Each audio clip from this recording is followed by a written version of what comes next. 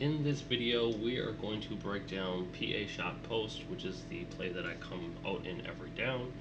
Now, with this play, there are a lot of variations that I run just to keep my opponent guessing.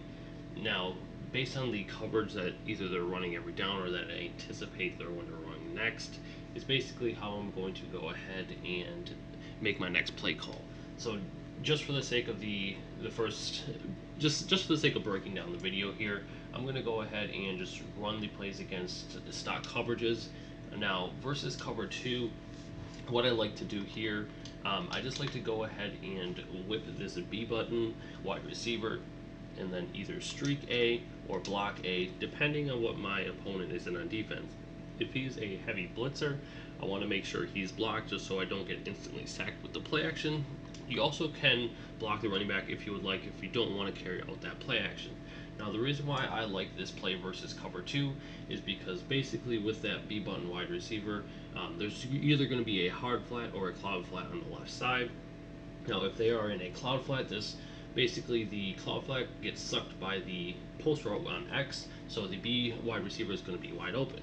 Now, if they are on a hard flat, the post is going to be open down the field. It does get underneath the deep blue up top, which, I mean, it's an easy dot. You're going to get 20, 30 yards. Now, with the crossing route on Y, it does also get over the top of the cloud flat. So this is a really good cover two beating play. If they are in cover three and aren't blitzing a lot of people, I do like to streak A just so I have a pull route there. I'm just going to go ahead and run the play now just so you get a sense as to the reads. So if you see here, I'm hiking the ball. Now if you look at B after he crosses past that yellow zone, he is wide open for an easy 5 to 10 yard gain. Now, what I like to do with my trips formations, I do always make sure I run it to the long side of the field, just because it spaces it out a little bit better.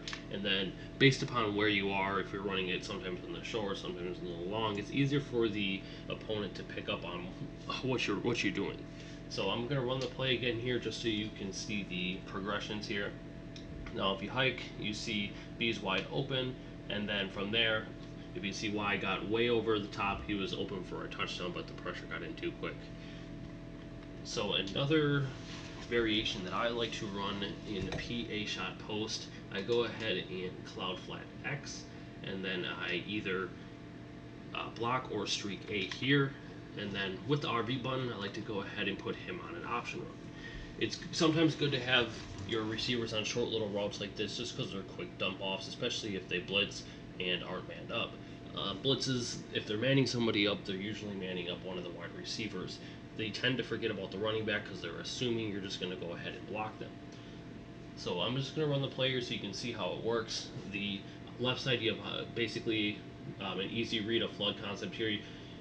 If the cornerback's on a cloud flat, you throw the smoke screen. If he's on a hard flat, the wheel route is going to be wide open. And then on the right side, you're just going to make the easy read. If the running back isn't being used, you dump it off. If he is being used, the crossing route should be open up top.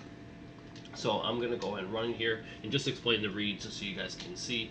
So after I hike it here, you can see that the cornerback on the left side is in a cloud flat, so the smoke screen was wide open.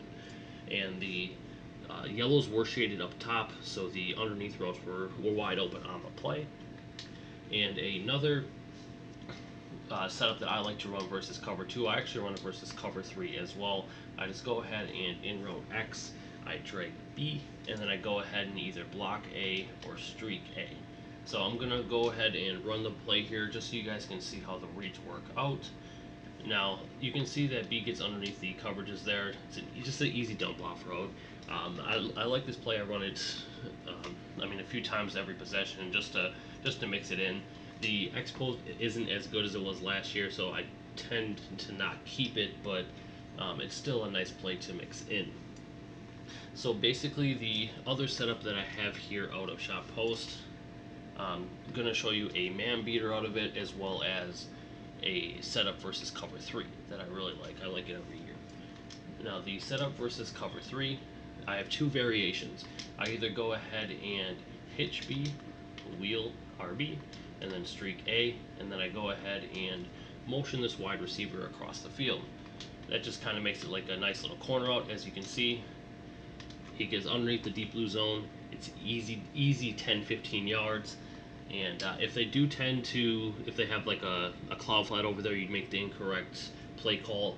You still have routes that get open. You have the hitch, the wheel, and then you have the post on the left side as well, which gets open versus cover two. And let's see here, the other setup that I basically like to do here, it's the same variation. You go ahead and motion Y versus cover three, but instead of hitching B, I just go ahead and drag him, streak the wide receiver, hike the ball. As you can see, he's wide open. I chose to dump it down to the drag route, and he was wide open for a 5 or 6 yard gain. Now, I'm going to show you the setup here that I like versus man. Early in the year here, a lot of people are running man coverage just because, I mean, man is better than it has been over the last few years. And I'm going to come out in a formation with a lot more corners just so you can see. It's a very simple setup. I just go ahead and in route B, in route A, and then I go ahead and motion Y a few steps just to get a little bit of separation. So as you can see, B and A wide open, and then Y gets crazy separation because the cornerback cannot press him. That's very huge in this game. If the opponent is pressing with their cornerbacks, they're more likely to stick to them on the route. If you can somehow get a little bit of separation on that, then it gives your wide receiver room to move, and they're going to go ahead and get past them, which leaves wide open for an easy gain. With our next play, we are going to go ahead and show double in sail.